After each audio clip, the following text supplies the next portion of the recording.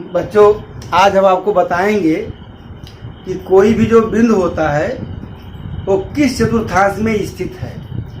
इसके पहले मैंने आपको अक्षों के बारे में बताया था कि अक्ष किसे कहते हैं, बिंदु का निर्देशांक कैसे लिखा जाता है, और जो ये चतुर्थांश होते हैं कैसे होते हैं, चतुर्थांशों में चिन्ह कैसे होते हैं, ये मैंने आपसे बात किया था।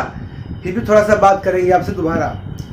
अक्ष किसे कहते हैं, इसके लिए मैंने बताया था कि जब दो लंबवत रेखाओं के सापेक्ष समतल में स्थित किसी भी बिंदु का हम स्थित पता करते हैं, बिंदु कहाँ है, तो उन दोनों लंबवत रेखाओं को हम अक्ष कहते हैं या समकोणीय निर्देशांक कहते हैं। जो क्षैतिज रेखा है उसको x अक्ष, जो ऊर्ध्वाधर रेखा है उसे हम y अक्ष कहते हैं।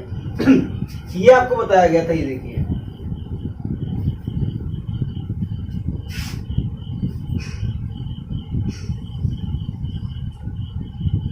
x एक डैश,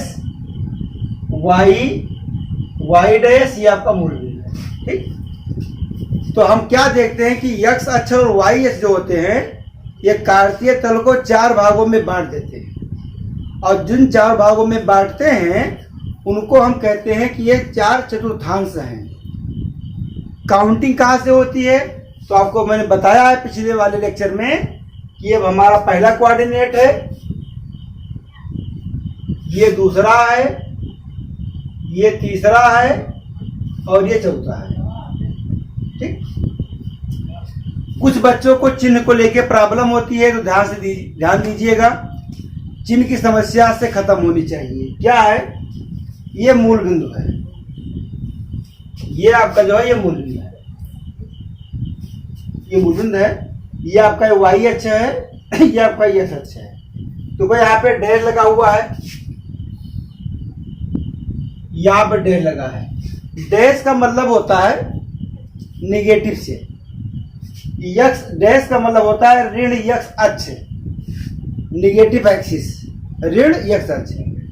y डैश लगा है ऋण y अक्ष। अब ये आपको समझना है कि धन y अक्ष क्या है और ऋण y अक्ष क्या है। तो मूल बिंदु के ऊपर ये देखिए, ये आपका धन y अक्ष है, और जो नीचे है ये आपका जो है ऋण y अक्ष है। ये आपका निगेटिव है, ये आपका पॉजिटिव है। ठीक, मतलब मूल बिंदु के ऊपर जो है क्षेत्र ये पॉजिटिव है और नीचे निगेटिव है। y अक्ष के दाहिने तरफ x, ये आपका ये पॉजिटिव है और इधर ये निगेटिव है। ठीक, अब इन्हीं चिन्हों को जो हम चतुर्थांश में लिखते हैं तो कहते हैं कि चतुर्थांशों में बिंदु का निर्देशांक। अब आप खुद समझिए, अगर हम पहले चतुर्थांश की बात करें तो यहाँ भी प्लस है और यहाँ भी प्लस है। ठीक, सेकंड की बात करें तो यहाँ माइनस है, यहाँ प्लस है। थर्ड की बात करें तो यहाँ भी माइनस है, यहाँ भी माइनस है। फोर्थ की बात करें तो प्लस और माइनस है। फिर भी एक बात हम और बता दें, जब पहले कोऑर्डिनेट की बात आती है तो कुछ करना ही नहीं है। पहले चतुर्थांश में खड़े होकर के आप देख सकते हैं, पहले x को देखिए, यहाँ डैश तो लगा नहीं है, यहाँ भी डैश नहीं लगा है, तो इसका मतलब दोनों प्लस हो गए।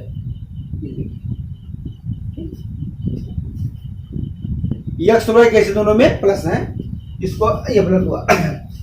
सेकंड कोऑर्डिनेट में देखिए, यहाँ पे डैश लगा है और यहाँ पे डैश नहीं लगा है, इसलिए इसका नाम पड़ेगा माइनस प्लस। थर्ड, यहाँ भी देखो डैश है, यहाँ भी डैश है, दो डैश के बीच में है, मतलब ये भी ऋण x अक्ष है, ऋण y अक्ष है, तो ये माइनस माइनस, और इसमें आपका हो जाएगा प्लस माइनस। ये आपके पास कोऑर्डिनेट है। जैसे हमने इसे लिख दिया plus plus, minus plus, minus minus और प्लस माइनस। एक बार हम फिर बता दें आपको, ये वो से लेकर के जो x लिखा है इसका नाम है धन x अक्ष, इसका नाम है ऋण x अक्ष, ये आपका धन y अक्ष है, और ये जो है ऋण y अक्ष है। हम लिख भी दे रहे हैं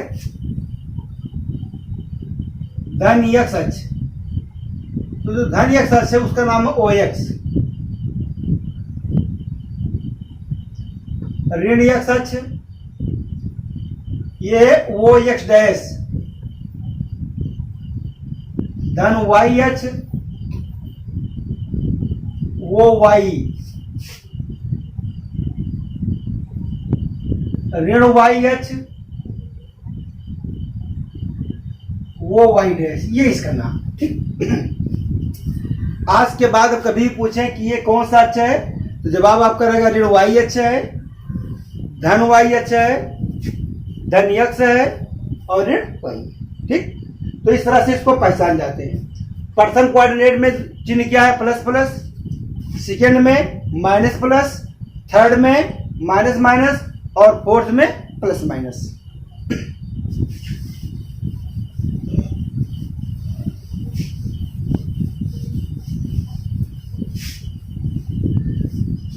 अब इसमें आते हैं कुछ सवाल, जैसे पहला देखिए कि बिंदु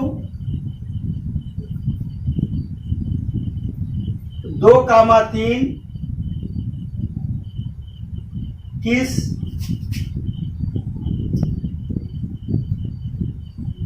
चतुर्थांश में स्थित है। अब आपको जवाब देना है कहां पर है। इसको हम भुज कहते हैं, इसको हम कोट कहते हैं। यहां पर देखिए भुज का मान 2 है जो कि प्लस है, कोट का मान क्या है 3 है जो कि प्लस है। तो यहाँ पे भुज और कोट ये दोनों प्लस हैं, इसलिए बिंदु जो है प्रथम कोऑर्डिनेट में है। भुज 2 है, कोट 3 है और दोनों प्लस हैं, इसलिए बिंदु 2,3 है प्रथम चतुर्थांश में स्थित है। बिंदु 2,3 प्रथम चतुर्थांश में स्थित। ठीक, इसी प्रकार हम आपसे कहें कि बिंदु 2,-3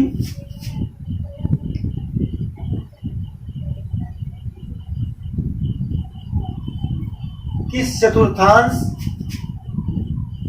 में स्थित है।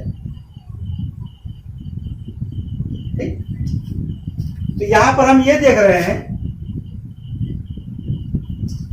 भुज कितना हमारा देखो लिखा है, ये 2 लिखा है और जो कोट लिखा है ये -3 लिखा है। मतलब भुज हमारा प्लस है और कोट हमारा माइनस। अब आप कुछ समझ सकते हो, भुज आपका जो प्लस है ये, कोट माइनस, ये प्लस और माइनस है, यानी x का मान प्लस है, y का मान माइनस। तो इस तरह से देखा गया कि भुज हमारा प्लस है, तो प्लस होने मतलब ये ऊपर हो गया नीचे, लेकिन ये माइनस लिखा है, मतलब जो कोट ये हमारा माइनस है, मतलब ऋण वाई एच। तो ऋण वाई एच और धन वाई एच के बीच में है, ये ऋण वाई एच आपका है, ये धन है, तो इस तरह जो कोऑर्डिनेट इसको मिला इसका नाम है चतुर्थ कोऑर्डिनेट। अब देखिएगा कमा लगा दे रहे हैं, देखिए ये लिखा है, इसका मतलब ये हुआ कि जो बिंदु हमारे पास 2,-3 है ये चतुर्थ चतुर्थांश में स्थित है। चतुर्थ चतुर्थांश, इसकी जो स्थित है वो चतुर्थ चतुर्थांश में स्थित है।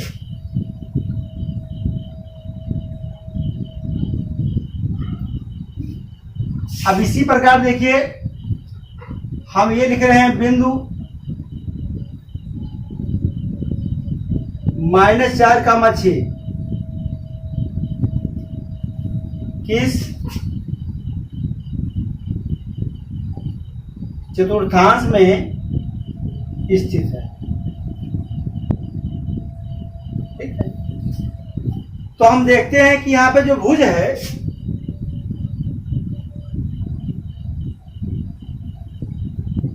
ये हमारा -4 है और जो कोट है वो 6 है। भुज का मतलब x का मान, तो x जो है हमारा -4 है और y क्या है +6 है, मतलब ऋण x अक्ष और धन y अक्ष के बीच में। तो ऋण x अक्ष और धन y अक्ष मतलब सेकंड कोऑर्डिनेट। इसका मतलब ये हुआ कि -4, 6 द्वितीय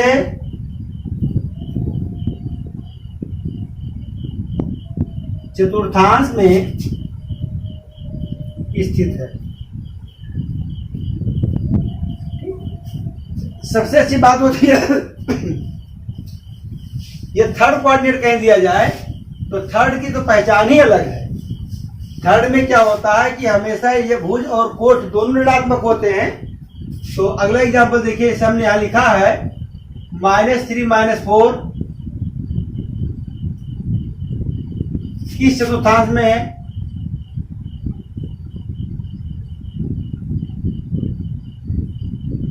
अब देखो दोनों निगेटिव है, मतलब भुज भी निगेटिव है और कोट भी निगेटिव है। तो हाल में देखा जाए यहाँ पे जो हमारा भुज है वो -3 है और जो कोटि है वो -4 है। इसका मतलब ये हुआ कि बिंदु -3 का -4 तृतीय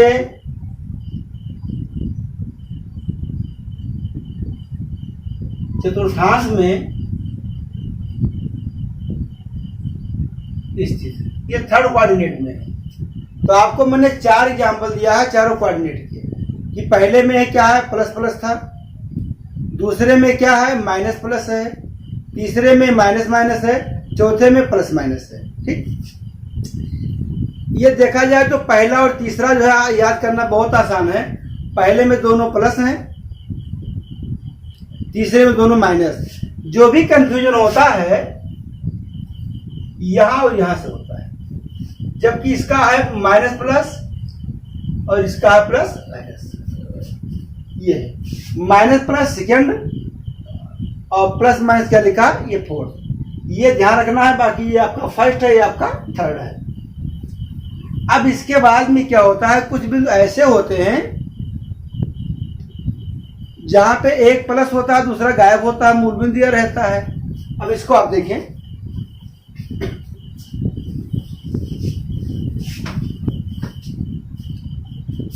अब जैसे एक बिंदु हमने लिखा है बिंदु 0,4, ये बात कर रहे हैं कि बिंदु 0,4 है वो कहाँ स्थित है। अब आप देखिए भुज का मान 0 है, कोटि का मान 4 है और कोटि जो दिया गया है, देखिए यहाँ पे ये बिंदु जो दिया, अगर हम बात करें तो इसका जो भुज हमारा है वो 0 है और जो कोटि हमारा है वो 4 है। अब ये किसी चतुर्थांश में नहीं हुआ। चतुर्थांश में तब होता है जब भुज और कोटि दोनों का मान होता, लेकिन यहाँ पे भुज का मान 0 है, कोटि का मान 4 है, वो भी +4 है। अब इसको हम क्या बोलेंगे कि ये y अक्ष पर मूल बिंदु से 4 इकाई की दूरी पर स्थित है। अब y धन अक्ष है कि ऋण अक्ष है, तो आपको बोलना धन y अक्ष पर स्थित है।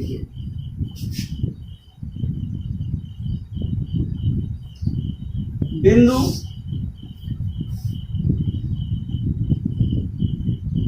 0,4 धन y अक्ष पर मूल बिंदु से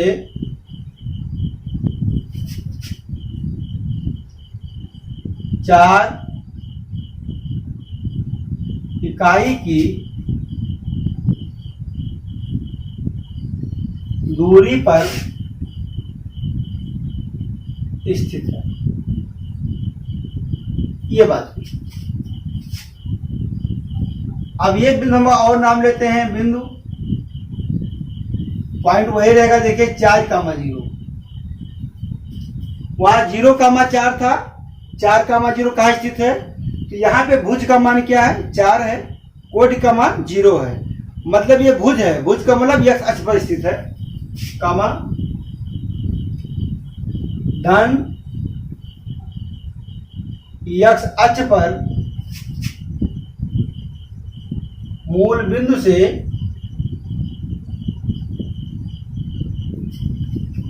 4 4 इकाई या मात्रा जैसा भी हो, 4 इकाई की दूरी पर स्थित है। ये किसी चतुर्थांश में नहीं है, बल्कि ये अक्षों पर होते हैं। बिंदु -7,0। अब इसको देखिए, भुज हमारा क्या है, निगेटिव है, मतलब ऋण x अक्ष हो गया। कोड क्या है, 0 है। अब इसका जवाब रहेगा ऋण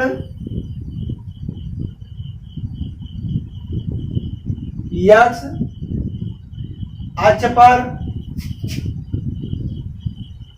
मूल बिंदु से 7 इकाई की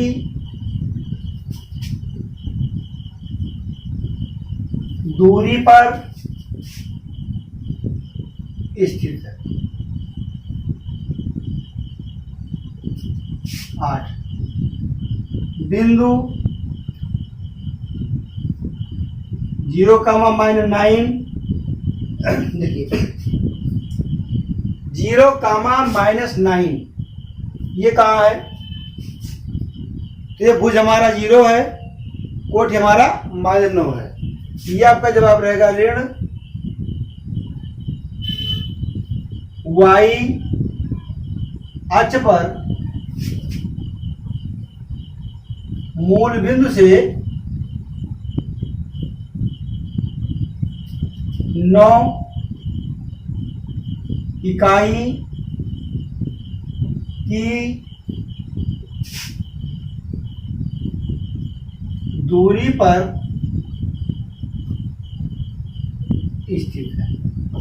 तो इस तरह से बच्चों बिंदु को लेकर के हमने आपको 8 एग्जाम्पल दिया। सबसे पहले मैंने आपको बताया कि कोऑर्डिनेट क्या है। तो हमने कहा था पहले वाले लेक्चर में कि ये 2 लंबवत रेखाएं होती हैं समतल में, जिनके सापेक्ष हम बिंदुओं की स्थिति ज्ञात करते हैं।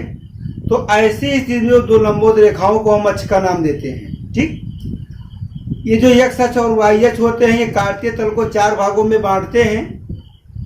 तो उन 4 भागों जिनको बांटते हैं उनको हम क्रमशः प्रथम, द्वितीय, तृतीय, चतुर्थांश कहते हैं। कौन पहला है, कौन दूसरा, कौन तीसरा, कौन चौथा है, मैं समझा चुका हूँ आपको। तो इस तरह से 4 चतुर्थांश हुए, तो 4 आपके निर्देशांक हो गए, और उसमें 4 अक्ष भी होते हैं। देखिए ये आपके 4 अक्ष भी हो जाएंगे। कहने लिए 2 ही अक्ष है, लेकिन हमने बताया कि ये धन y अक्ष होता है, ऋण y अक्ष होता है।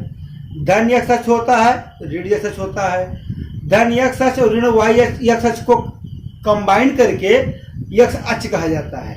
इसी प्रकार जो y अक्ष होता है 2 भागों में टूटा होता है। मूल बिंदु के ऊपर y जो होता है वो धनात्मक होता है, और मूल बिंदु के नीचे जो y अक्ष होता है वो निगेटिव होता है, ऋणात्मक होता है। ठीक, तो इस तरह से आपने 8 एग्जाम्पल देखा कि कौन कहाँ पर स्थित है। जब कोई बिंदु अक्षों पर स्थित होता है, मतलब यदि वो x अक्ष पर है तो y का मान 0 होगा, यदि वो y अक्ष पर है तो x का मान 0 होगा। ये बात हम लोग ध्यान रखेंगे। मतलब अगर x अक्ष है तो y का मान 0, y अक्ष है तो x का मान 0। अब वो चाहे ऋण x अक्ष हो, चाहे धन y अक्ष हो, धन x अक्ष हो, x अक्ष अगर लिखा है तो उस पर y का मान 0 है। ठीक, तो इस तरह से आप जो है 8 जो है पॉइंट दिए गए हैं कौन कहाँ पर स्थित है। ये दिन काम प्रैक्टिस कर लें तो कभी भी कौन सा बिंदु किस चतुर्थांश में है, कभी भी गलती हमसे नहीं हो पाएगी। इस तरह से आपके बुक में कई सवाल भी दिए गए हैं, आप प्रैक्टिस कर सकते हैं।